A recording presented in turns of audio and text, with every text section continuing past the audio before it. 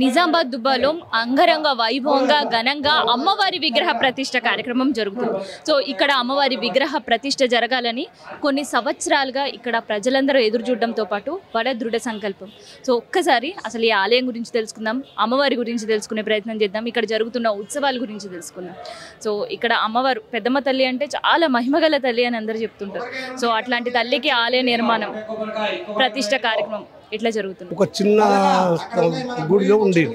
అయితే దాని అక్కడ ఏదైతే అమ్మవారు పిలిచిందో ఈ అమ్మవారిది చాలా పెద్ద ఇది ఉన్నది. ఎందుకంటే నేను ఎవరైతే మొక్కుకుంటారో మొక్కుకున్న వాళ్ళకు ఖచ్చితంగా అన్ని పనులు కూడా జరుగుతున్నాయని అభిప్రాయం ప్రజల్లో పూర్తిగా నెలకొన్నందున చాలామంది ఏంటంటే ఎన్నో ఏళ్ళ నుంచి ఈ మందిరం పునర్నిర్మాణిస్తే బాగుంటుందని ఎంతోమంది అనుకోవడం జరిగింది. కానీ మరి అమ్మవారి యొక్క అనుగ్రహం వలన మరి ఇక్కడ ఒక కమిటీని ఏర్పాటు చేసుకుని సుమారు 49 మందితో ఒక కమిటీ ఏర్పాటు చేసి ఆ కమిటీలో అందరికీ బాధ్యతలు అప్పచెప్పి మరి నిజామాబాద్లో కాకుండా నిజామాబాద్ చుట్టుప్రక్కల ఉన్న వాళ్ళందరినీ కూడా అందరితో విరాళాలు సేకరించి చాలా పెద్ద ఎత్తున ఈ కార్యక్రమాన్ని మొదలుపెట్టడం జరిగింది. మరి దానిలో భాగంగానే మరి దగ్గర ఎందుకంటే తెలుసా 1 కోటి రూపాయల వరకు సేకరణ చేయడం జరిగింది. దీంట్లో 70 నుంచి 80 లక్షల మందిర నిర్మాణము, ఒక 20 లక్షల వరకు ఈ యొక్క ప్రతిష్టాపన కార్యక్రమం చేపట్టడం జరిగింది.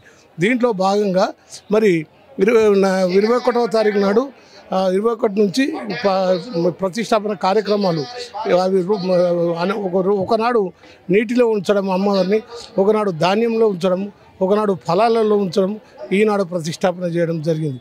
ఈ ప్రతిష్టాపన కొరకు నిజామాబాదు చుట్టుపక్కల ఉన్న మంచి పండితులను తీసుకొచ్చి వాళ్ళతో యజ్ఞయాగాదులు జరిపించి అరే అమ్మవారికి మంచి అమ్మవారికి ఇష్టమైన ప్రతి నైవేద్యాలను పెడుతూ మరి అమ్మవారిని ఈనాడు ప్రతిష్టాపన చేయడం జరిగింది. దీనికి పెద్ద ధ్వజస్తంభం కూడా ఏర్పాటు చేయడం జరిగింది. ధ్వజస్తంభము నేను అనుకుంటాను ఈ ప్రాంతంలో అంత పెద్ద ధ్వజస్తంభం ఎక్కడ కూడా ఉండకపోవచ్చు. మరి అమ్మగారి యొక్క ఆశీర్వాదం వలన, అనుగ్రహం వలన ఎక్కడ వెళ్ళినా మేము విరాళాలు సేకరించడానికి వెళ్తే ప్రతి దగ్గర కూడా మాకు ఆదరించి మరి మా అందరికి కూడా సకల అన్ని విధాల మాకు మర్యాదలు చేసి వారు విరాళాలు ఇవ్వడము మేము చాలా ఆనందపడుతున్నాం. మేము ఊహించిన దానికంటే ఎక్కువ విరాళాలు సేకరించి మేము ఊహించిన దానికంటే పెద్ద ఎత్తున మేము దీన్ని చేయడం జరిగింది. ఎప్పుడు సంకల్పం చేసుకున్నారు ఇక్కడ అమ్మవారికి ఒక మందిరం కట్టాలి అనేది? ఎన్ని సంవత్సరాల కాలం?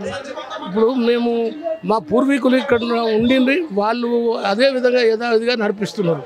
అయితే వచ్చిన వాళ్ళు ప్రతి ఒక్కరు కూడా అమ్మవారి యొక్క చాలా అనుగ్రహం ఉంది, అమ్మవారికి ఏది మొక్కుకున్న పనులు అవుతుంది, మరి దీన్ని ఎవరు పట్టించుకోవడం లేదు అనే భావన అందరిలో వచ్చి మరి అమ్మవారి యొక్క ఆశీర్వాదం వల్ల మాకు ఆ సంకల్పం వచ్చింది. మేము అందరము అందరినీ ఒక్క దగ్గరికి తీసుకొచ్చి ఒక 2 సంవత్సరాల క్రితం అనుకున్నాం. 2 సంవత్సరాల క్రితమే అనుకొని మేమందరినీ కూడా ఇక్కడ సమావేశపరిచి వాళ్ళందరి యొక్క సహకారాలు తీసుకొని ఈ పెద్ద కార్యక్రమము తీసుకోవడం జరిగింది. మరి ఈనాటి వరకు కూడా ఎవరితో కూడా మాకు ఎటువంటి కూడా విభేదాలు లేకుండా, ఎవరు దీని గురించి విమర్శలు లేకుండా చాలా బ్రహ్మాండంగా సాఫీగా ప్రతి ఒక్కరు కూడా మాకు కోఆపరేట్ చేశారు. మరి 4 రోజుల నుంచి నిర్విరామంగా అన్నదాన కార్యక్రమాలు నడుస్తున్నాయి. మరి పెద్ద ఎత్తున సుమారు ప్రతిరోజు 3000 నుంచి 4000 మంది మరి అన్నప్రసాదాలు తీసుకోవడం జరుగుతుంది.